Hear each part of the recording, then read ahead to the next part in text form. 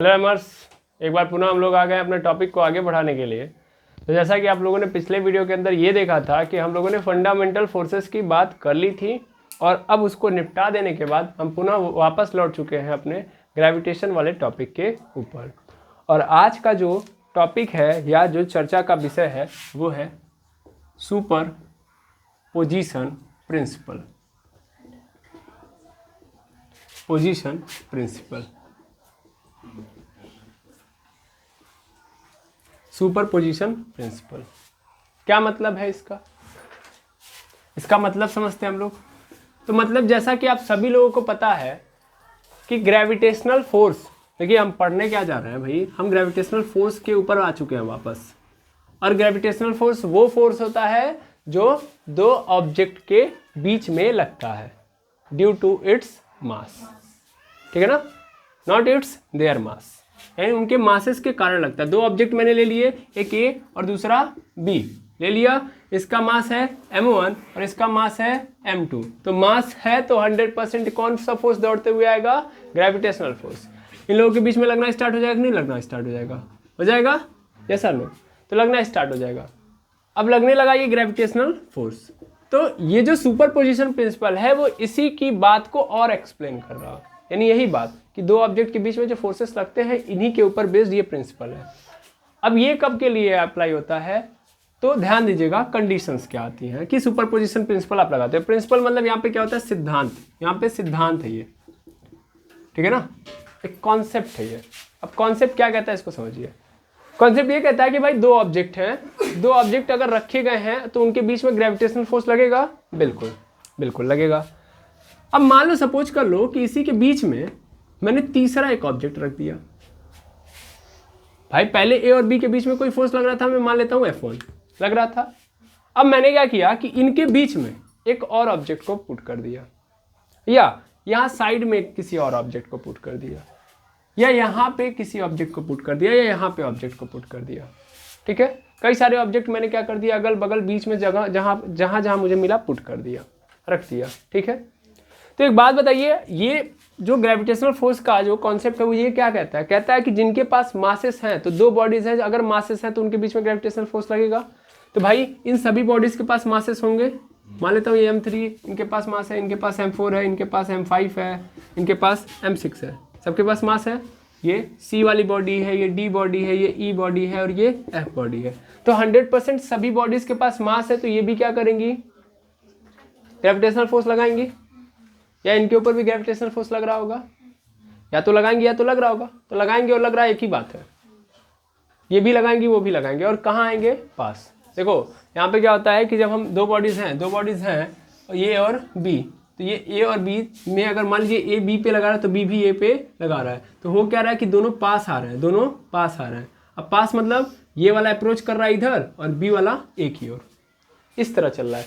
दो कदम वो, दो कदम ये, एक पास आ रहा है। क्लियर है? इस तरीके से फोर्स लगता है ग्रेविटेशनल फोर्स। अब देखो ध्यान से, ये M1 है, ये M6 है, ये F वाली बॉडी है, ये E वाली बॉडी है। थोड़ा ध्यान से सुनेंगे। तो इस A वाले को F वाला खींच रहा होगा, A वाले को F वाला खींच रहा होगा, उसी तरह F वाले को A वाला भी तो खींच रहा होगा, है ना? बिल्कुल। ऐसे ही इस F वाले को B भी खींच रहा होगा, है ना? और B वाले को F वाला भी खींच रहा होगा। ऐसे ही A वाले को अब C वाला भी खींच रहा होगा और C वाले को A वाला भी खींच रहा होगा। ऐसे ही C वाले को B वाला भी खींच रहा होगा और B वाले को C वाला भी, और C वाले को B वाला भी। ऐसे ही B वाले को E और E को B, ऐसे ही E को D और D को E, सब चल रहे होंगे। E के ऊपर A भी लगा रहा होगा, E के ऊपर C भी लगा रहा होगा, है कि नहीं है? E के ऊपर D भी, E के ऊपर F भी। दैट मीन्स अब देखो ध्यान से, तो एक बॉडी के ऊपर बहुत सारे फोर्सेस मैंने दिखा दिए भाई। यहाँ पे कोई स्पेशल कंडीशन नहीं थी, बस इतनी कंडीशन थी कि दो बॉडी हैं, अगर उनके ऊपर उनके पास मास है, उनके पास क्या है? मास है, द्रव्यमान है, तो उनके ऊपर क्या लगेगा? फोर्स लगेगा। बस वही बात मैंने यहाँ पे लिखी है। तो इस बॉडी के ऊपर ये बॉडी लगाएगी, क्योंकि इस बॉडी के पास मास था, इस बॉडी के पास मास था, तो दोनों के बीच में लगेगा। ये बॉडी है, ये बॉडी है, इन दोनों के बीच में भी मास लगे, इन दोनों के पास भी मास है, तो इन दोनों के बीच में भी फोर्स लगेगा। ये बॉडी है, ये बॉडी है, इन दोनों के बीच में भी क्या लगेगा? फोर्स लगेगा, क्योंकि इन दोनों के पास मास है। ये बॉडी और ये बॉडी, इनके बीच में ग्रेविटेशनल फोर्स लगेगा क्योंकि इनके पास भी मास है। यही समझना है, समझ पा रहे हैं? तो जितनी बॉडी है सबके बीच में मास लग रहा है। तो अब क्वेश्चन ये आता है कि सर एक बात बताओ, इस ए और बी के बीच में फोर्स लग रहा था F1, अब बीच में मैंने किसको पुट कर दिया, सी को। तो अब क्या होगा, अब ये होगा कि सी आ गया तो बी के ऊपर सी भी लगाने लगा, तो यहाँ पे एक और फोर्स लगने लगा। उसी तरह ए ने सी के ऊपर भी लगाना स्टार्ट कर दिया, या सी और ए के बीच में भी लगने लगा। तो क्या ये जो पहले F1 लग रहा था अब वो चेंज नहीं हो जाएगा? पहले भाई इन दोनों के बीच में कोई नहीं था या अगल बगल कोई नहीं था, तब F1 लग रहा था। अब देखो चारों ओर मैंने बहुत सारे बॉडीज को रख दिए और इनके बीच में भी बॉडीज को रख दिए, तो फिर क्या वो जो ग्रेविटेशनल फोर्स पहले लग पा रहा था क्या अभी भी उतना ही लगेगा? क्या चेंज हो जाएगा? मतलब जितने बल से ये दोनों खींच रहे थे एक दूसरे को, क्या अभी भी एक दूसरे को उतने ही बल से खींचेंगे जब ये बॉडीज आ जाएंगे इनके आसपास? तो आंसर है हाँ,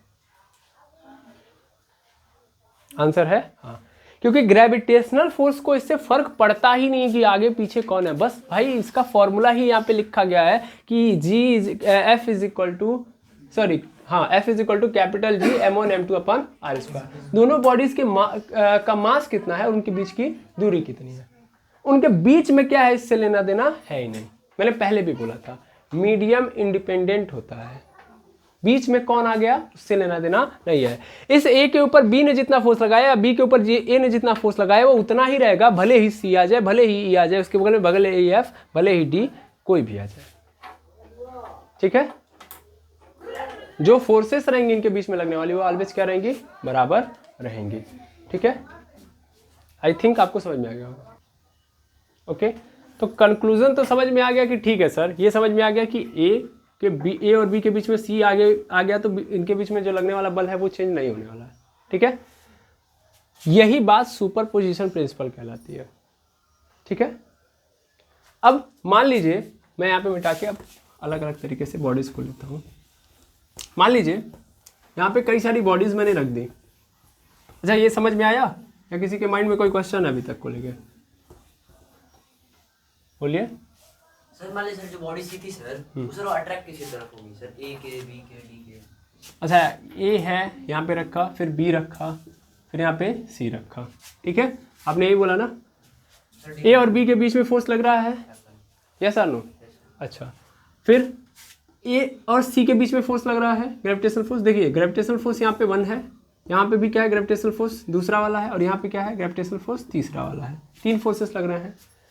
ये किसके किसके बीच में, ए और सी के बीच में, ये बी और सी के बीच में, और ये ए और बी के बीच में। थोड़ा ध्यान से समझिएगा। आपने बोला सी किसकी ओर अट्रैक्ट होगा, तो सी के ऊपर फोर्स कौन कौन लगा रहा है? फर्स्ट क्वेश्चन मेरा यही है, सी के ऊपर फोर्स कौन कौन लगा रहा है? अच्छे से समझिएगा। एक तो ए लगा रहा है, एक तो बी। ए किधर लगाएगा, इस डायरेक्शन में। थोड़ा सा ध्यान से समझिएगा। अब इस सी को मैं पॉइंट मास मान लेता हूँ, पॉइंट मास सी। पॉइंट मास मैंने पढ़ा है आपको कि भाई किसी भी बॉडी को हम फिजिक्स के अंदर क्या मान के अज्यूम कर लेते हैं, पॉइंट मास। ठीक है, अब आसानी से मैं बता सकता हूँ। अब देखो ये ए लगा रहा है, किस डायरेक्शन में लगाएगा, ए इधर खींचना चाहेगा ना, इसका मतलब इस सी के ऊपर इस डायरेक्शन में फोर्स लगेगा, आया ना? वो कितना होगा, एफ ए। मान लेता हूँ कि फोर्स ए लगा रहा है, इसलिए मैं लगा दिया यहाँ पे ग्रेविटेशनल फोर्स ए द्वारा लगाया जा रहा है, जो GF2 मैंने लिखा हुआ है। ओके, अच्छा, फिर इसी सी के ऊपर बी भी लगा रहा होगा, और बी किधर की ओर लेके जाना चाह रहा होगा, इधर की ओर, हाँ या ना? तो ये क्या हो गया, ये एफ बी हो गया। क्लियर है कि बी द्वारा लगाया जा रहा है इस ऑब्जेक्ट के ऊपर। 2 फोर्सेस लग रहे हैं, एफ ए और एफ बी। अब आपने क्या सीखा अपने जीवन में, फोर्स क्या होता है? Force is a vector quantity. Force is a vector quantity. अगर ये वेक्टर क्वांटिटी है तो फिर इसमें दिशा का बड़ा इंपॉर्टेंट रोल होता है। वेक्टर मतलब सदिश, फोर्स क्या एक सदिश राशि है। सदिश राशि मतलब दिशा का बहुत बड़ा फैक्टर होता है। दिशा उल्टा तो मान उल्टा, वैल्यू चेंज हो जाती है। वैल्यू मतलब साइन चेंज कर देते हैं हम लोग। अगर हम मानते हैं वेक्टर है अगर कोई क्वांटिटी, तो अगर मैं इसको इस डायरेक्शन में ले रहा हूँ, तो अगर मैं इस डायरेक्शन में इसको पॉजिटिव मान रहा हूँ तो इसके अपोजिट डायरेक्शन में इसको क्या लूंगा मैं, निगेटिव। अगर मैं आगे की ओर इसको पॉजिटिव मान रहा हूँ तो पीछे की ओर जाएगा वही चीज़, तो क्या लूंगा मैं, निगेटिव। ये माना है, ये समझा है हम लोगों ने। वेक्टर क्वांटिटी सदिश राशि का मतलब, अगर मैं इस डायरेक्शन में चल रहा हूँ तो मैं पॉजिटिव लूंगा अगर मैं सदिश हूँ। अगर मैं मान लीजिए मेरा चलना एक सदिश राशि है, तो इस डायरेक्शन में अगर मैं चल रहा हूँ तो उसको मैं पॉजिटिव मान रहा हूँ, तो जब मैं इधर जाऊँगा उल्टा चलूंगा इसके, तो वो निगेटिव हो जाएगा। मैग्नीट्यूड वही रहेगा लेकिन आगे क्या लग जाएगा, माइनस साइन। और ये साइन क्या रिप्रेजेंट करता है, ये माइनस और प्लस क्या दिखाते हैं, माइनस और प्लस दिखाते हैं दिशा को। किसको दिखाते हैं, दिशा को। साइन रिप्रेजेंट करता है दिशा को। ठीक है, अब इस सी के ऊपर दो फोर्सेस लग रहे हैं, एक एफ बी और एफ ए। और जब एक ऑब्जेक्ट के ऊपर या किसी एक बॉडी के ऊपर कई सारे वेक्टर काम कर रहे हों, कई सारे वेक्टर काम कर रहे होते हैं, तब ध्यान दीजिए कई सारे वेक्टर मतलब सेम कई सारे वेक्टर, सेम वेक्टर है लेकिन कई सारा है अलग अलग, जैसे ये भी फोर्स है ये भी फोर्स है, दूसरा कुछ तो आया नहीं है। वैसा नहीं है कि यहाँ पे ये वेक्टर क्या है, मतलब ये जो सदिश राशि है वो फोर्स है, दूसरा वाला जो क्या है वो क्या हो गया, विस्थापन हो गया या वेग हो गया, तो उनके बीच में नहीं तुलना कर सकते हो। अगर एक बॉडी के ऊपर दो अलग अलग सेम टाइप के या समान वेक्टर या समान राशि वाले वेक्टर जो है काम कर रहे हैं, तो उस कंडीशन में हमको नेट निकालना पड़ता है कि टोटल कितना लग रहा है, तब हम टोटल इफेक्ट के अनुसार दिखा सकते हैं, है कि नहीं है, टोटल इफेक्ट के अनुसार दिखा सकते हैं। अभी भी नहीं समझ में आया तो एक बात समझिए, मान लीजिए इनिशियल पॉइंट है, इस इनिशियल पॉइंट से मैं आगे की ओर 4 मीटर गया, 4 मीटर गया, तो मैंने इस डायरेक्शन को क्या मान लिया, पॉजिटिव, ठीक है। अब इसके बाद फिर मैं यहाँ से रिवर्स हुआ और रिवर्स होकर फिर मैं यहाँ से इस पॉइंट से मैं टोटल चला हूँ 10 मीटर, रिवर्स हुआ हूँ मैं और रिवर्स चला हूँ 10 मीटर। तो भाई ध्यान से समझो, यहाँ से मैं आगे गया था 4 मीटर हुआ था, समझना ध्यान से, और इधर या सिंपल बोल दूँ मैं, अभी इतना भी मत समझो, यहाँ पे सिर्फ समझो कि ये इनिशियल पॉइंट से अगली बार जब मैं रिवर्स हुआ तो इस इनिशियल पॉइंट से मैं पुनः पीछे आ चुका हूँ 6 मीटर, ठीक है, सीधा सीधा कितना आ चुका हूँ 6 मीटर पीछे। तो मैंने क्या बताया कि ये इनिशियल पॉइंट है, स्टार्टिंग पॉइंट है, इस स्टार्टिंग पॉइंट से आगे जाओगे तो इसको क्या लेना पड़ेगा, इसको ले लो एक प्लस, तो ये वाला क्या हो जाएगा माइनस, ये हो जाएगा माइनस। टोटल कितना चले भाई, टोटल कितना चले, अगर ध्यान से देखो डिस्प्लेसमेंट की बात कर दे रहा हूं मैं, देखो दूरी तो हमारी क्या है अदिश राशि है, विस्थापन क्या है हमारा सदिश राशि है। अब मैं अगर देखूं सदिश के अनुसार, तो सदिश के अनुसार कितना चले आप, 6 न्यूटन, 6 मीटर नॉट न्यूटन, ठीक है। तो 6 मीटर देखो कैसे, क्योंकि इधर वाली राशि आप जितना चले, ठीक है ना। अच्छा यहाँ पे कंफ्यूजन है आपको, इसीलिए हम वही ले रहे थे, वही को लेते हैं। एक काम करते हैं, इसको ऐसे रहने देते हैं। हम यहाँ तक गए, यहाँ से हम फिर 10 मीटर पीछे आ गए, कहाँ आ गए 10 मीटर पीछे, 10 मीटर पीछे आ गए मतलब इस पॉइंट पे आ गए। तो आप टोटल कितना चले, तो आप ध्यान दीजिएगा इस डायरेक्शन में आप कितना चले 4 मीटर, है ना, इस डायरेक्शन में कितना चले हैं आप 4 मीटर, और इस डायरेक्शन में कितना चले हैं 10 मीटर। एक डायरेक्शन को आपको पॉजिटिव लेना पड़ेगा, एक डायरेक्शन को निगेटिव। मैं आगे वाले को अगर पॉजिटिव ले लूँ तो ये कितना हो जाएगा निगेटिव, निगेटिव हो गया। अब मैं क्या निकालूंगा टोटल, क्या निकालूंगा टोटल डिस्प्लेसमेंट चेक कर रहा हूँ, क्या निकाल रहा हूँ टोटल डिस्प्लेसमेंट। तो मैं उधर कितना गया था सर, उधर गया था 4 मीटर, इसको लूँगा प्लस में, फिर रिवर्स कितना आया हूँ 10 मीटर और वो उसको कितना लूँगा -10, और घटा दूंगा तो कितना बचेगा मेरे पास -6 मीटर। यानी ये क्या बता रहा है कि मैं अभी इनिशियल पॉइंट से कितना पीछे आ चुका हूँ -6, मतलब अभी मेरी पोजीशन कहाँ पे है इनिशियल पॉइंट से पीछे की ओर, क्योंकि आगे वाले को प्लस माना है और पीछे वाले को माइनस। तो दिखा दिया ना कि इनिशियल जहाँ से मैंने स्टार्ट किया है उससे मैं पीछे 6 मीटर पे हूँ। समझ में आया? ऐसे ही कहानी यहाँ पे भी होगी। आप लोगों ने देखा है? बिल्कुल देखा है सर। फोर्स के केस में आप लोग बहुत पढ़ के आए हो कि एक बॉक्स है, इस बॉक्स के ऊपर 2 लोग फोर्स लगा रहे हैं, एक इधर की ओर फोर्स लग रहा है, एक इधर की ओर फोर्स लग रहा है, ठीक है। मान लो सपोज कर लो इधर की ओर जो फोर्स लग रहा है 10 न्यूटन लग रहा है, एक व्यक्ति इधर की ओर खींच रहा है 10 न्यूटन के बल से, और एक व्यक्ति इधर की ओर खींच रहा है 20 न्यूटन के बल से, ठीक है। तो इस बॉक्स के ऊपर बल किधर कितना लगेगा और किस दिशा में लगेगा बता लोगे? बिल्कुल बता लेंगे सर। कैसे बताएंगे हम लोग? ध्यान दीजिएगा, एक को हम क्या मान लेंगे प्लस और दूसरे को क्या मानेंगे माइनस। 100% बिल्कुल। अब हम नेट कैसे निकालेंगे? तो दोनों को जोड़ देंगे। नेट निकालने का मतलब दोनों को जोड़ दीजिए, यानी टोटल कितना लग रहा है, एक्चुअल इफेक्ट कितना आएगा, तो टोटल निकालेंगे हम इसके लिए, ठीक है। तो नेट फोर्स निकालोगे तो एक डायरेक्शन को प्लस ले लो और दूसरी डायरेक्शन को माइनस, तो दूसरा -20। अब इसमें से घटा दो तो कितना आ गया -10 न्यूटन। अभी -10 क्या बता रहा है? इस डायरेक्शन को प्लस माना था, इस डायरेक्शन को माइनस, तो इसका मतलब इस बॉक्स के ऊपर कितना फोर्स लग रहा है 10 न्यूटन। किस डायरेक्शन में? इस डायरेक्शन में। तो ये बॉक्स किधर की ओर जाएगा? इधर जाएगा। सीधी बात है, यही वाला बंदा खींचेगा। कितने न्यूटन से आगे बढ़ रहा होगा? 10 न्यूटन के फोर्स के कारण वो आगे बढ़ रहा होगा। समझ में आया? आया ना? 20 न्यूटन के फोर्स से नहीं, क्योंकि 10 न्यूटन ने उसको खत्म कर दिया, 10 कम हो गया। आई होप समझ में आ गया होगा, ठीक है। तो सेम कहानी यहाँ पे भी होगी कि एफ बी है और एफ एफ है, ठीक है। अब एफ बी और एफ ए में से मैं क्या करूँगा बताओ? सिंपल काम करूँगा सर, एक फोर्स को पॉजिटिव मानूंगा, एक फोर्स को निगेटिव, क्योंकि अपोजिट डायरेक्शन में काम कर रहे हैं ना। तो एक फोर्स पॉजिटिव और एक फोर्स निगेटिव। क्लियर है? अब एक फोर्स पॉजिटिव एक फोर्स नेगेटिव, अब इन दोनों में से जो बड़ा होगा मैं सबसे पहले नेट फोर्स निकालूंगा, नेट फोर्स एट सी पे नेट फोर्स किधर कौन सा लग रहा है, सपोज कर लो एफ बी, यानी इधर की ओर जो फोर्स लग रहा है वो 10 न्यूटन लग रहा है, वैसे मैं एज्यूम कर रहा हूँ 10 न्यूटन, और इधर की ओर मान लेता हूँ फिर से वही कहानी 20 न्यूटन जो अभी जस्ट दिया था। इधर की ओर ग्रेविटेशनल फोर्स कितना लग रहा है, यानी ए और सी के बीच में ग्रेविटेशनल फोर्स 20 न्यूटन का, और सी और बी के बीच में फोर्स 10 न्यूटन का, ठीक है। तो टोटल फोर्स कितना मिलेगा, टोटल फोर्स इस सी के ऊपर कितना लग रहा होगा, तो इस डायरेक्शन में कितना लग रहा है सर +10, मतलब बी कितना लगा रहा है +10 और सी कितना लगा रहा है -20 लगा रहा है। अब कितना आ गया बताओ, मेरे पास आ गया -10 आ गया, -10 न्यूटन। अब माइनस क्या बता रहा है सर, इस डायरेक्शन में ये बॉक्स या ये ऑब्जेक्ट जो होगा किस डायरेक्शन में जाएगा, इस डायरेक्शन में। क्लियर है, यानी कौन खींच रहा होगा, किसकी ओर जा रहा होगा, एक ही ओर। समझ में आया। तो ये जो मैंने अभी निकाला यही आपको काम भी करना है कि एक बॉडी होगी, सुपर पोजिशन प्रिंसिपल यही कहता है कि अगर एक बॉडी है उसके साथ अगल बगल बीच में बहुत सारे क्या हैं, ऑब्जेक्ट हैं, तो वो मीडियम से इंडिपेंडेंट होती है, ठीक है ना। हमेशा उस बॉडी के ऊपर हम लोग क्या निकालेंगे, नेट फोर्स निकालेंगे। और नेट फोर्स कैसे निकालेंगे हम लोग, या सिंपल बोला जाए तो जब सभी फोर्सेस होंगे हम लोग उन फोर्सेस को जोड़ के निकालेंगे, और वो जोड़ने का जो तरीका होगा वो वेक्टर सम होगा। क्या होगा, वेक्टर सम होगा। तो 2 बातें हैं 3 बातें हैं, इनको समझ लेते हैं, फिर धीरे धीरे आपको समझ में आ जाएंगी चीज़ें। अभी देखिएगा क्रिस्टल क्लियर हो जाएंगी, टेंशन बिल्कुल मत लीजिएगा, ठीक है। सबसे पहली बात क्या आ गई समझ में कि सुपर पोजिशन प्रिंसिपल ये कहता है कि भैया कई सारे ऑब्जेक्ट हों लेकिन 2 ऑब्जेक्ट के बीच में लगने वाला फोर्स उन लोगों से मतलब नहीं रखता है, ठीक है ना। 2 ऑब्जेक्ट इंडिपेंडेंट, सिंपल बोलूं, gravitational force of 2 object, gravitational force between 2 object, ये लिखिए between 2 object independent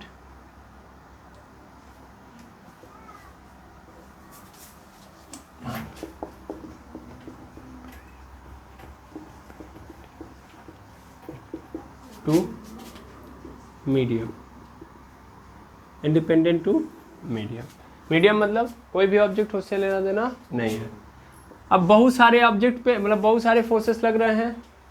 if there are many gravitational forces act upon a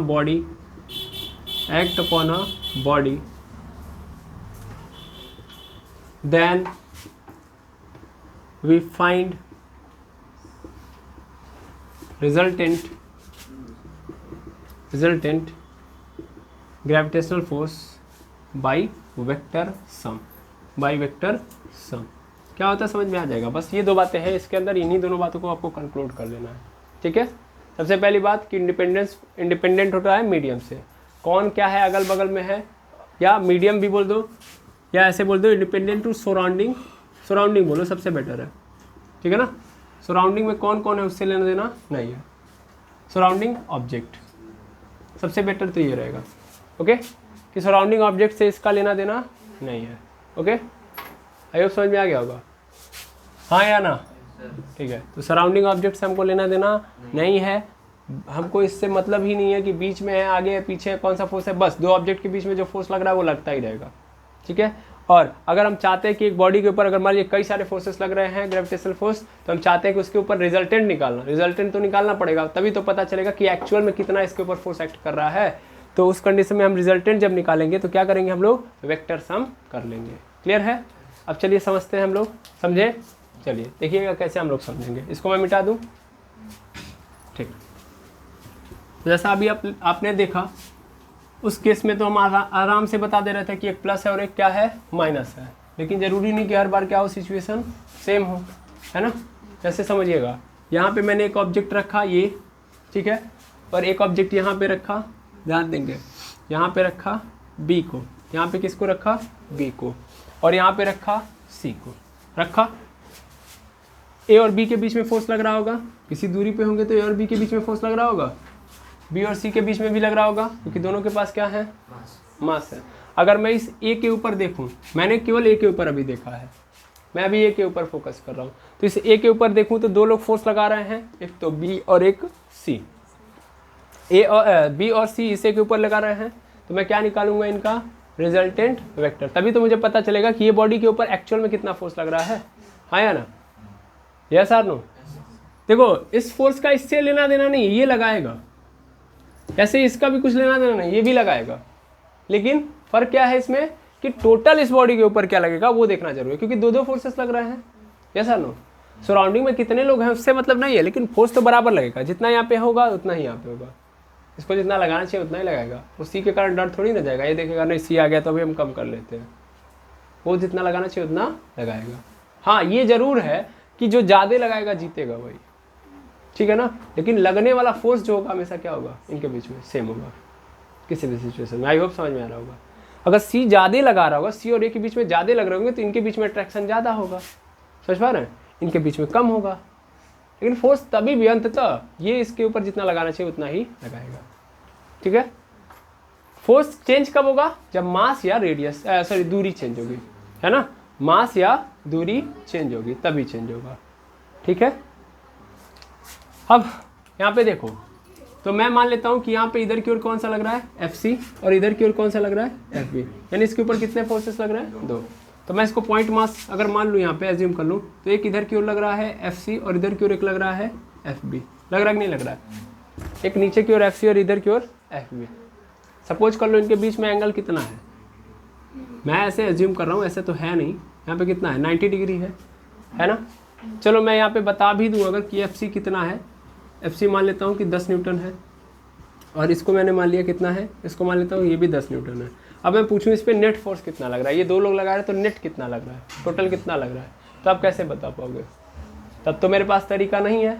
और इसने क्या बोला है कि वेक्टर सम कर दो, क्या कर दो, वेक्टर सम कर दो। अब यहाँ पे जो बात बोली गई है इसको पकड़ो, ये वेक्टर सम बोल रहा है, वेक्टर सम यानी सदिश जोड़, हिंदी में क्या बोलते हैं इसको, सदिश जोड़। कह रहा सदिश जोड़ करोगे तो पता चल जाएगा टोटल कितना लगेगा। अब ये सदिश जोड़ क्या होता है इसको समझिए। तो सर सदिश जोड़ तो थोड़ी हम सम तो जानते हैं, हाँ या ना। अगर मान लो इस ऑब्जेक्ट के ऊपर देखें तो 2 लोग फोर्स लगा रहे हैं, एक 10 न्यूटन और एक इधर भी 10 न्यूटन, तो टोटल कितना लग रहा है 20 न्यूटन। हम सीधा बोल सकते हैं कि इसके ऊपर कितना लग रहा है 20 न्यूटन। लेकिन इस जोड़ को हम लोग एल्जेब्रिक सम बोलते हैं। ये कैसा जोड़ है, एल्जेब्रिक सम। हम जो जोड़ घटाना करते आए हैं वो क्या है, एल्जेब्रिक सम और डिफरेंस है, ठीक है ना, बीजगणितीय योग या अंतर। समझ पा रहे हैं। तो हमको क्या करना है, हमको वेक्टर सम करना है। अब वेक्टर सम क्या होता है इसको समझिएगा। सदिशों को जोड़ने के लिए एक पूरा प्रॉपर तरीका बताया गया है, ठीक है। इसमें ऐसे नहीं होता है कि ये वाला भी और ये वाला भी हम ऐसे ही जोड़ देंगे। आप खुद देखिएगा, अभी एक आपने ऑब्जेक्ट लिया था, आपने एक ऑब्जेक्ट लिया था और उस ऑब्जेक्ट के ऊपर इधर की ओर फोर्स लग रहा था, इधर की ओर फोर्स लग रहा था, तो आपने क्या किया, एक को प्लस लिया, एक को माइनस लिया ना। लेकिन आपने जोड़ा जब, तो एक बात आपके माइंड में आएगी, वो तो सर हम लोगों ने वैसे ही जोड़ा जैसे हम लोग नॉर्मली जोड़ते हैं, तो इसमें कौन सा अलग काम कर दिया हम लोगों ने। भाई अभी देखा आपने, इधर 10 न्यूटन लग रहा था, इधर 20 न्यूटन लग रहा था, तो जब मैंने इसके ऊपर नेट निकाला तो कैसे निकाला, इसको बस +10 लिख दिया, इसको -20 लिख दिया, फिर मैंने बोल दिया -10, मतलब -10 न्यूटन का फोर्स लग रहा है इधर की ओर। तो ये तो हम लोगों का एल्जेब्रिक सम ही है ना, ये कैसा सम है, एल्जेब्रिक सम ही है। समझ पा रहे हैं। तो ऐसे कंडीशन में आपका काम चल जाता है। ऐसे कंडीशन में काम क्यों चल जाता है अभी धीरे धीरे आपको समझ में आ जाएगा, उसके लिए टेंशन मत लीजिए। एक्चुअल में भी ये भी एक प्रॉपर प्रॉपर्टी पे काम कर रहा होता है, ओके। वो प्रॉपर्टी क्या होती है अभी 2 सेकंड के अंदर आप पकड़ लेंगे, ठीक है, क्लियर है। अरे आनंद तो बोल दीजिए। तो ये एक्चुअल में एल्जेब्रिक सम नहीं है, ये ही क्या है, ये भी एक वेक्टर सम है, लेकिन आपको समझ नहीं आएगा, अभी आ जाएगा कैसे। देखिए हम वेक्टर सम का फॉर्मूला तो यहाँ पे नहीं डिफाइन करेंगे, लेकिन डायरेक्ट हम बता देंगे कि आपको वेक्टर सम निकालना कैसे है। मतलब हम यहाँ पे फॉर्मूला नहीं डिराइव करने जा रहे हैं कि कैसे वो फॉर्मूला है, लेकिन इसके लिए प्रॉपर ये तरीका बताया गया है कि अगर आप चाहते हो कि नेट निकालना, क्या चाहते हो, नेट और रिजल्टेंट, ठीक है। तो रिजल्टेंट यदि निकालना चाहते हो तो बहुत सारे तरीके हैं हमारे पास, लेकिन हम जो एक तरीका इख्तियार करेंगे और वो तरीका क्या होगा हमारे पास कि भैया ये जितना फोर्स है, ये एक वेक्टर है, इसको मान लो ये ए है, ये क्या है, ए है, ठीक है। और एक दूसरा वेक्टर है FC, मतलब FC था ना, ये दूसरा फोर्स है, इसको मान लो B है, ठीक है। और इसको फाइंड आउट कैसे करोगे, तो तरीका होता है अंडर रूट के अंदर जो पहला वेक्टर है उसका स्क्वायर, ठीक है, दूसरा वेक्टर जो है उसका स्क्वायर, ठीक है, और जो तीसरा वेक्टर है कोई है ही नहीं, तो 2 ही वेक्टर थे, एक ए और बी। इस पहले वाले को मान लो ए, दूसरे वाले को बी।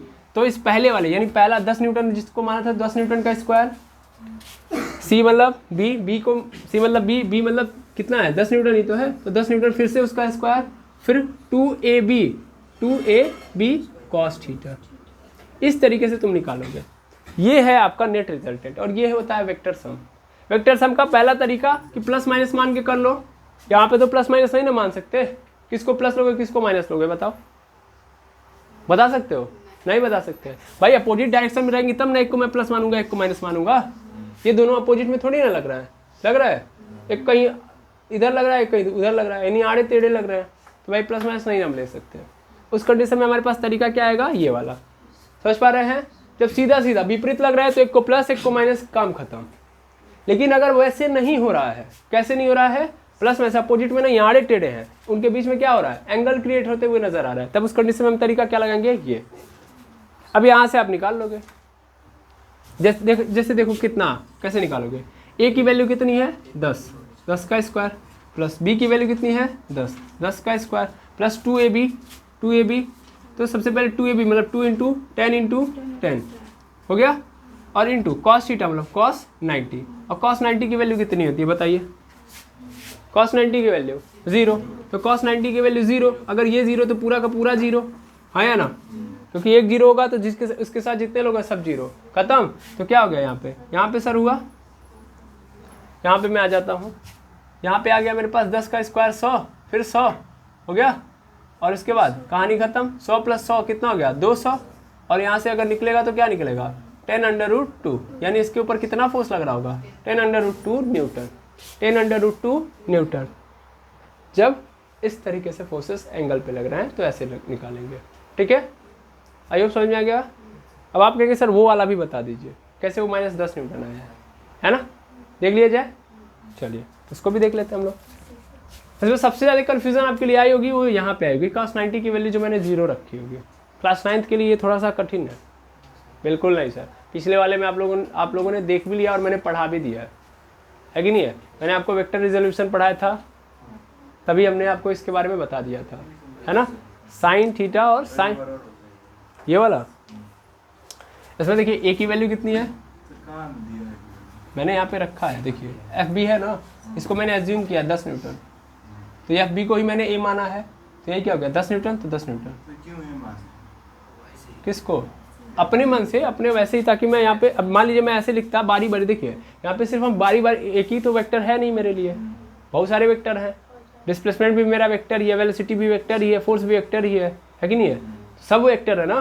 तो इसलिए मैंने इसको ए मान लिया अपने मन से, क्योंकि यहाँ पे फोर्स है तो ए ऐसे डिनोट कर दिया, वेलोसिटी भी आएगी तो मैं वहाँ पे वेलोसिटी को ऐसे डिनोट कर दूंगा, ताकि मेरे पास एक प्रॉपर फॉर्मूला रहे। अब मैं मान लो अगर तुमको ऐसे लिख के देता बाबू कि एफ बी का स्क्वायर फिर एफ सी का स्क्वायर, तो तुम्हें क्या लगता कि सिर्फ फोर्स के लिए अप्लाई हो रहा है ना, जबकि मैंने ए बी डाल दिया, तो मैं ये बोल रहा हूँ कि दो वेक्टर जो भी होंगे, कोई भी दो वेक्टर है, अगर सेम वेक्टर हैं और अगर कैसे लग रहे हैं आड़े टेढ़े, दैट मीन्स बीच में एंगल क्रिएट कर रहे हैं, तो उनका जो नेट रिजल्टेंट होगा वो हम इस फॉर्मूले से निकाल लेंगे। समझ पा रहे हैं? इसीलिए मैंने एफ बी को ए माना और एफ सी को क्या मान लिया, बी। नॉर्मल है, अगर नॉर्मली चाहो तो तुम लिख सकते हो कि भैया दो वेक्टर है तो एफ बी का स्क्वायर, पहला वेक्टर एफ बी है तो एफ बी का स्क्वायर, दूसरा वेक्टर एफ सी है तो एफ सी का स्क्वायर, फिर 2 into F B, B into B का मतलब एफ सी, यानी 2 into F B into F C cos theta. और कॉस थीटा मतलब दोनों के बीच का एंगल, इन दोनों वेक्टर के बीच का एंगल कितना है 90 डिग्री, तो बस लिख दिया यहाँ पे 90 डिग्री, और cos 90 की वैल्यू क्या हो गई 0, इसलिए कहानी खत्म। ठीक है, चलो पहले इस पे काम करेंगे फिर आगे बढ़ेंगे। यहाँ पे वेक्टर सम के बारे में समझ में आ रहा होगा, है ना, थोड़ा सा और समझे तो वो वाली कहानी भी हम लोग समझ लेते हैं। जैसे वहाँ पे हम लोगों ने क्या देखा, हम लोगों ने देखा कि एक फोर्स मेरा ये है ना, ये कितना लग रहा है 20 न्यूटन, तो इसको मान लो ए, और ये क्या है दूसरा उस डायरेक्शन में लग रहा है, इसको मान लो क्या बी, मान लिया। अब देखो इसको पॉइंट मास मान लो, तो इधर बी लग रहा है इधर ए लग रहा है, अब इनके बीच में एंगल कितना लग रहा है, सीधा सीधा 180 लग रहा है कि नहीं लग रहा है, वो तो नॉर्मली दिख रहा है, अगर हमको नहीं दिया तो भी हम समझ सकते हैं, हाँ या ना। ठीक है, तो इनके बीच में एंगल कितना लग रहा है 180। अब फटाफट निकाल लेते हैं हम लोग, है कि नहीं है। ए की वैल्यू कितनी है 20, बी की वैल्यू 10, क्लियर है। चलो लगाओ, नेट निकालो, वो ऑब्जेक्ट क्या था, इस ऑब्जेक्ट को मान लेता हूँ कुछ भी, net resultant force, resultant gravitational force on M मान लेता हूँ, ठीक है, एम पे देखो मैं, तो क्या निकल के आएगा, तो वो आएगा सर ए का स्क्वायर प्लस बी का square plus 2ab cos theta. हो गया। ए की वैल्यू कितनी है 20 का स्क्वायर, प्लस बी की वैल्यू कितनी है 10, तो 10 का स्क्वायर, प्लस 2 इंटू ए की वैल्यू कितनी है यहाँ पे 20, फिर बी की वैल्यू कितनी है 10, इंटू यहाँ पे क्या आ जाएगा, यहाँ पे आ जाएगा cos 180 डिग्री। आ गया। अब यहाँ से निकालो क्या होगा, 20 का स्क्वायर कितना होता है, 20 का स्क्वायर 400। अभी उससे भी पहले थोड़ा सा यहीं पे देख लो ना, अपने आप आसान हो जाएगा, इतना दिमाग लगाने की जरूरत नहीं है। अभी इसको कैलकुलेट ही मत करो। यहाँ पे cos 180 डिग्री लिखा है, तो cos 180 डिग्री को हम लोग क्या लिख सकते हैं, माइनस साइन 90 डिग्री। ठीक है। अब ये कहाँ से आया, ये थोड़ा आपके लिए कन्फ्यूजन है। या डायरेक्टली cos 180 डिग्री की वैल्यू हम डायरेक्ट यहाँ पे लिखेंगे -1। क्या लिखेंगे, -1।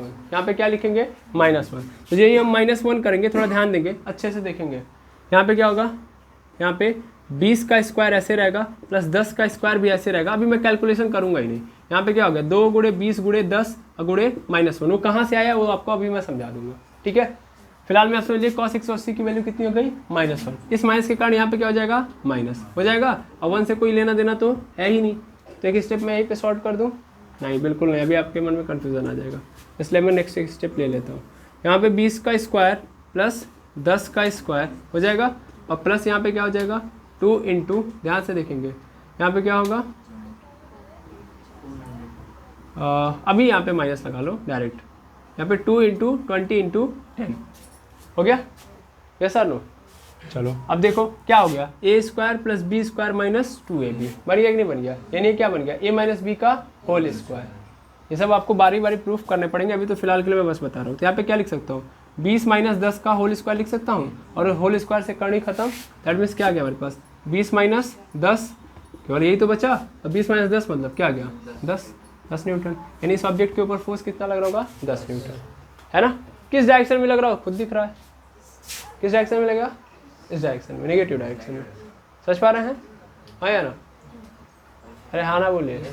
नेट फोर्स कितना, ये मैग्नीट्यूड बताता है, डायरेक्शन नहीं बताता, ये दिशा नहीं बताएगा। प्रॉब्लम इसमें क्या है कि ये दिशा नहीं बताएगा, ये क्या केवल बताएगा, मैग्नीट्यूड कि net resultant gravitational force on M, तो दैट मीन्स इसका मैग्नीट्यूड बता रहा है कि 10 न्यूटन लग रहा होगा। दिशा आप खुद पता कर लो, ठीक है।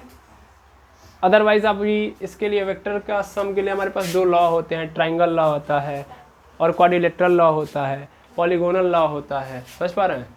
तो कई नियम बनते हैं वहाँ पे, वही 2 3 बोल देते हैं आप लोग कि क्वाड्रिलेटरल वाला भी हो गया, चतुर्भुज नियम, त्रिभुज नियम और बहुभुज नियम, 3 नियम बना लेते हैं वहीं से।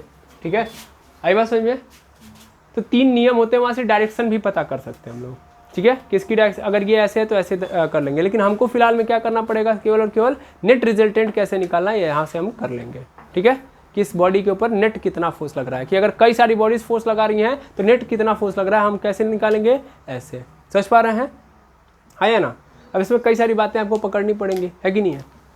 जैसे यहाँ पे आपके लिए -1 एक प्रॉब्लम क्रिएट कर रहा होगा, है ना। तो इन सब चीज़ों के लिए मैं आपको थोड़ा सा प्रॉपरली ऐसे ही समझा देता हूँ, आप यहीं पे कर लेंगे, क्योंकि इसके बारे में आपको क्लास 10th के अंदर ब्रीफली पढ़ाया जाता है जब आप पढ़ते हो चतुर्थांश, क्वाड्रेंट। ठीक है, वहाँ पे आपको समझाया जाता है ट्रिग्नोमेट्री के अंदर। ये सब बातें कहाँ से आती हैं, ट्रिग्नोमेट्री के अंदर से। तो ट्रिग्नोमेट्री के अंदर से आती हैं, लेकिन फिलहाल में हम बात करते हैं नॉर्मल वे में कि कहाँ से आपको क्वेश्चन पूछे जा सकते हैं। जनरली यहाँ से पूछे जाएंगे, तो इस पर आपको काम करना है। तो सबसे पहला कंडीशन ये होगा कि जैसे आप लोगों ने देखा अभी कि एक पॉइंट मास है, उसके ऊपर 2 डायरेक्शन में फोर्स लग रहा होगा, एक ए है इस डायरेक्शन में और एक बी, है ना। यानी इस कंडीशन में इनके बीच में एंगल कितना बना होगा, 180 डिग्री।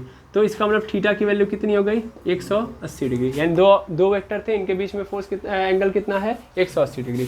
तब रिजल्टेंट अगर हम निकालेंगे तो कैसे निकालेंगे, तब जो रिजल्टेंट हमारा निकल के आता है वो कितना होता है, रिजल्टेंट यहाँ पे डायरेक्ट बोल देता हूँ, रिजल्टेंट जो आएगा वो मेरा क्या आएगा, a minus b. Simple, a minus b. कैसे आया खुद देख लीजिए, फटाफट देखेंगे। A square plus B square plus 2ab रहेगा, है ना, इंटू कॉस 180 डिग्री आ गया। cos 180 डिग्री की वैल्यू -1, तो -1 यहाँ पे पुट कर दूंगा तो क्या हो जाएगा sir a square plus B square minus 2ab हो गया। यहाँ पे क्या हो जाएगा सर ये बन गया a माइनस बी का होल स्क्वायर, स्क्वायर से कड़ी खत्म, क्या आ गया समझ में आया ना, कैसे आया समझ में आ गया बिल्कुल। दूसरी बात, हो सकता है ये पॉइंट मास ऐसे हो, पॉइंट मास ऐसे हो और ये एक बी सॉरी ए इधर लग रहा हो और बी इधर लग रहा हो, ठीक है, और इनके बीच में एंगल कितना बन रहा है 90 डिग्री का। ओके, तब उस कंडीशन में क्या होगा, उस कंडीशन में देखिएगा, उस कंडीशन में हम लोग देखेंगे तब हमारे पास जो रिजल्टेंट आएगा, रिजल्टेंट मतलब इसके ऊपर दोनों वेक्टर का कितना प्रभाव पड़ा, रिजल्टेंट क्या बताता है कि दोनों के आने से कितना प्रभाव पड़ रहा है, इन दोनों कितना इफेक्ट डाल पा रहे हैं, तो हम कैसे निकालेंगे, तब आंसर कितना होगा बताइए, तब हमारे पास आएगा अंडर रूट में a square plus B square, अभी जस्ट देखे भी हम लोग, एंड तब रिजल्टेंट कितना होगा a square plus B square, ठीक है। ऐसे यहाँ पे आइए, अगर मान लीजिए कि हमारे पास दो वेक्टर्स हैं, यहाँ पे वेक्टर मतलब मैं फोर्सेस की बात कर रहा हूँ, ठीक है, तो दो वेक्टर हैं, अब मैं ले रहा हूँ यहाँ पे पॉइंट मास और इनके बीच में जो मतलब इनके डायरेक्शन जो है दोनों की क्या है 0 है, मतलब दोनों एक ही डायरेक्शन में लग रहा है, सेम डायरेक्शन में, सेम डायरेक्शन में लगने का मतलब ये ए है, ये बी है और थीटा की वैल्यू कितनी हो गई 0 डिग्री। तो अगर थीटा की वैल्यू 0 डिग्री हो गई तब क्या होगा, तब उस कंडीशन में जो रिजल्टेंट होगा, रिजल्टेंट वो होगा हमारे पास a प्लस बी, तब दोनों क्या हो जाएंगे, जुड़ जाएंगे। ये दोनों बातें कहीं और नहीं लिखी गई हैं, सीधा सीधा आप जानते भी हो। अगर एक फोर्स इधर लग रहा है, मान लेता हूँ अभी जस्ट देखा गया 10 न्यूटन इधर, इधर 20 न्यूटन, ठीक है, तो क्या हो रहा है कि 20 न्यूटन में से 10 न्यूटन घट गया कि नहीं घट गया, 10 ही न्यूटन ना लगा। ये सपोज कर लो अगर यही बॉक्स है, इसके ऊपर मैं भी 20 न्यूटन लगा रहा हूँ और एक बच्चे को मैंने पकड़ लिया, उससे बोला तुम भी लगाओ, तो इसी डायरेक्शन में वो भी 10 न्यूटन लगा रहा है, अब कितना लगेगा इसके ऊपर 30 न्यूटन, जबकि यहाँ पे कितना लगेगा 10 न्यूटन, क्योंकि सेम डायरेक्शन होगी तो दोनों फोर्सेस जुड़ जाएंगी, यानी दोनों वेक्टर्स आपस में क्या हो जाएंगे, जुड़ जाएंगे। अपोजिट डायरेक्शन मतलब घट जाएंगे। क्लियर है, हाँ या ना, आई होप समझ में आ गया होगा।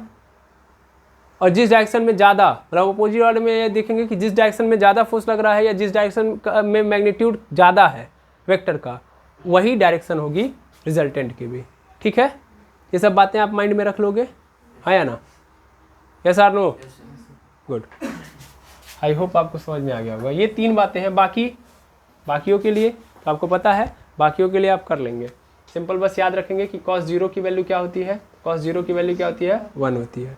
फिर cos 30 अगर आ गया, यानी एंगल कितना दे दिया cos 30, तो उसकी वैल्यू कितनी होती है √3/2। अगर हमारे पास cos 45 दे दिया तो फिर कितनी वैल्यू आएगी, तो वो आ जाएगी 1/√2।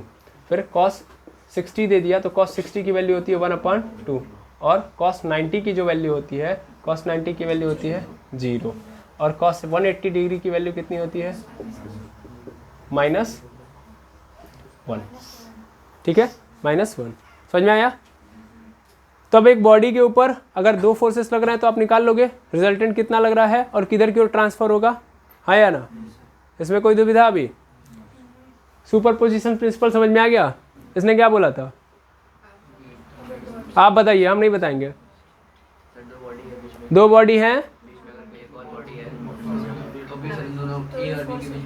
अच्छा हाँ ठीक है, बीच में एक बॉडी है, अगर अगल बगल है तो भी सराउंडिंग के मासेस से इंडिपेंडेंट होती हैं वो 2 बॉडीज।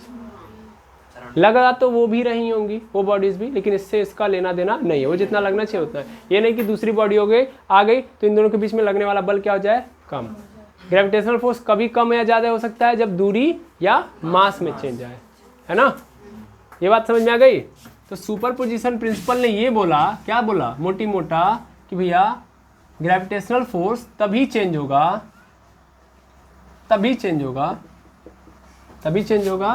जब बॉडीज चेंज हो जाए, बॉडीज चेंज हो जाए, यानी या बॉडीज या ऑब्जेक्ट, जो ऑब्जेक्ट लिए हैं वो ऑब्जेक्ट चेंज हो जाए।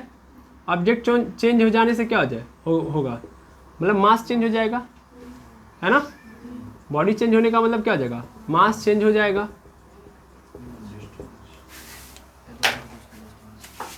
या ऑब्जेक्ट के बीच की दूरी,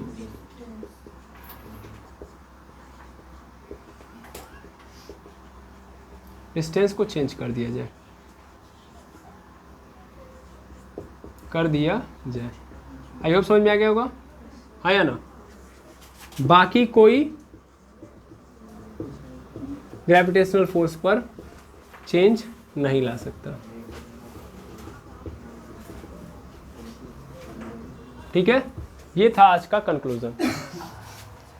और सुपरपोजिशन प्रिंसिपल से ये भी समझ में आ गया कि अगर हमको नेट निकालना है तो कैसे निकालेंगे। How do we calculate net resultant force on a body और net gravitational force on a body. Okay, और वो वेक्टर सम कैसे निकालेंगे हम, ऐसे। तरीका क्या था हमारे पास वेक्टर सम का, मतलब वेक्टर सम का रिजल्टेंट निकालने का तरीका याद कर लेंगे, यही है लास्ट। रिजल्टेंट कैसे निकालते हैं हम लोग, पहला वेक्टर पकड़ो, दूसरा वेक्टर पकड़ो, स्क्वायर कर दो और फिर 2ab cos थीटा। ठीक है, yes or no, I think समझ में आ गया होगा। लेकिन एक चीज़ जो मैं आपको छोड़ के, मतलब अभी तो मैं जितना पढ़ाना था समझा दिया, मैं पढ़ाना था पढ़ा दिया, समझाना था समझा दिया, सीखना था आपने सीख लिया। लेकिन एक क्वेश्चन जो मेरे मन का रह गया, वो क्वेश्चन ये है कि चलिए ठीक है, अभी आपने सराउंडिंग में केवल 2 बॉडीज़ रखी है, कई सारी बॉडीज़ होंगी तो कई सारी बॉडीज़ फोर्स लगाएंगी। इसका मतलब अभी जस्ट पहले वाली स्लाइड में हम लोगों ने यही तो देखा था कि कई सारी बॉडीज़ थी अगल बगल, और वो सभी लोग एक बॉडी के ऊपर फोर्स लगा रहे हैं कि नहीं लगा रहे हैं। अगर एक बॉडी को पकड़ो तो ए वाला भी लगा रहा था, बी वाला भी, सी वाला भी, डी वाला भी, सब लगा रहे होंगे उस बॉडी के ऊपर, तब रिजल्टेंट कैसे निकालेंगे, समझ पा रहे हैं। तो उसी के लिए हमको वेक्टर के अंदर वेक्टर सम के हमने बताया ना 3 तरीके हैं, ट्राइंगल लॉ, क्वाड्रिलेटरल लॉ और पॉलीगोनल लॉ। ट्राइंगल लॉ और क्वाड्रिलेटरल लॉ एक्चुअल में किस लिए होते हैं, 2 फोर्सेस के लिए, कि अगर सराउंडिंग में 2 बॉडीज हैं या 2 फोर्सेस या 2 वेक्टर आ रहे हैं, यानी एक ऑब्जेक्ट के ऊपर 2 वेक्टर काम कर रहे हैं, तब हम कैसे निकालेंगे। और पॉलीगोनल लॉ इस समस्या को सॉल्व करता है, किस समस्या को, कि अगर कई सारे लोग आ गए तब क्या करेंगे। ठीक है, तो अगर आगे क्वेश्चन आता है तो मैं आगे आपको समझाऊंगा, अदरवाइज आपको ये वेक्टर के अंदर पढ़ाया हुआ मिलेगा, आप वहां से जाकर देख सकते हो। ओके, तो आई होप आपको आज का ये पूरा कहानी समझ में आ गया होगा, और इस उम्मीद के साथ आज की क्लास को यहीं पे मैं एंड करता हूँ। अगर कोई भी डाउट होगा, आपको कोई डाउट है, आप लोगों को स्पेशली, नहीं ना, अगर आप लोगों को कोई डाउट होगा तो यूट्यूब के कमेंट सेक्शन में ज़रूर बताएंगे, उसका आंसर आपको क्विक दिया जाएगा। आज के लिए इतना ही, मिलते हैं नेक्स्ट वीडियो के अंदर। Thank you very much एमर्स।